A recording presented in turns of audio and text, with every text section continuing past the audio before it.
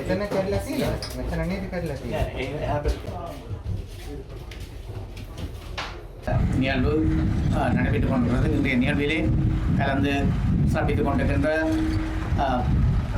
போக்குவரத்து நெடுஞ்சாலைகள் மற்றும் நகர அபிவிருத்தி அமைச்சர் கௌரவ விமல் ரட்நாயக் அவர்களே, மற்றும் இன்றைய நிகழ்விலே கலந்து சிறப்பித்துக் கொண்டிருக்கின்ற கௌரவ பாராளுமன்ற உறுப்பினர்களான டாக்டர் ஸ்ரீ பவானந்தராஜ் அவர்களே, கௌரவ இளங்குமரன் அவர்களே, கௌரவ ராஜீவன் அவர்களே, மற்றும் இந்திய நிகழ்விலே கலந்து சிறப்பித்துக் கொண்டிருக்கின்ற பிரதம செயலாளர் அவர்களே, அரசாங்க அதிபர் அவர்களே, மற்றும் வடமாகாண கடற்படை தளபதி அவர்களே, மற்றும்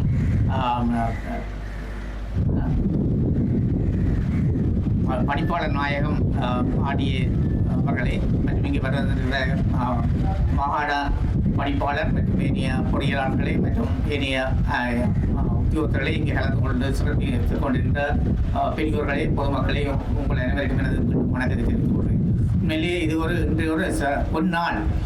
இது ஒரு கனவு, நீண்ட நாள் கனவு நிறைவேறுகிறது. நீண்ட காலமாக இந்த பிரச்சனை இருந்து வந்திருக்கிறது. நெடு காலமாக. ஏனென்றால் நெடுந்தீவிலே இருந்து வருகின்ற படகுகள் கூட இங்கே கட்டுறதுக்கு ஒரு பிரச்சனையாக இருந்தது. அது அடிக்கடி முரண்பாடுகள் இருந்தன. அது கட்டுறதுக்கு இடம் இல்லை என்ற ஒரு பிரச்சனை இருந்தது நீண்ட காலமாக. அது இதன் மூலம் நிறைவேறுகின்றது. மிக முக்கியமான இடம். உங்களுக்கு தெரியும், வடமாகாணத்தை பொறுத்த மட்டிலே மிக முக்கியமான இந்த கடல் பிரயாணம் செய்கிற இந்த 4 தீவுகள் மிக முக்கியமானவை. அந்த வகையிலே மிக தூரத்தில் உள்ளதும் அது தனியான ஒரு பெரிய செயலகமாக இருக்கின்றது நெடுந்தீவு தான்.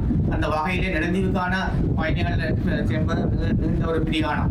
அந்த வகையிலே அதுக்கு முக்கியத்துவம் கொடுத்து தான் இந்த புனரமைப்பு நடைபெறுகின்றது. இது கிட்டத்தட்ட 900 மில்லியனுக்கு மேலான ஒரு தொகையுடன் இது பணிகள் ஆரம்பிக்கப்பட இருக்கின்றன. ஏற்கனவே குறிப்பிட்டது போல இந்த அரசாங்கம் பதவிக்கு வந்த பின்னர் தான் இந்த தீவகங்களுக்கு மிக முக்கியத்துவம் கொடுக்கின்றன. தீவகத்தில் இருக்கின்ற பல வீதிகள் புனரமைக்கப்பட்டுக் கொண்டிருக்கின்றன.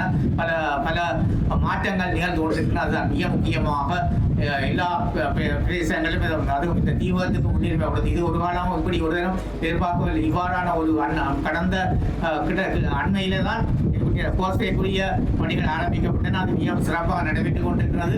அந்த வகையில் இந்த துறைமுகமும் மிக ஒரு 900 மில்லியனுக்கு மேற்பட்ட ஒரு நிதியிலே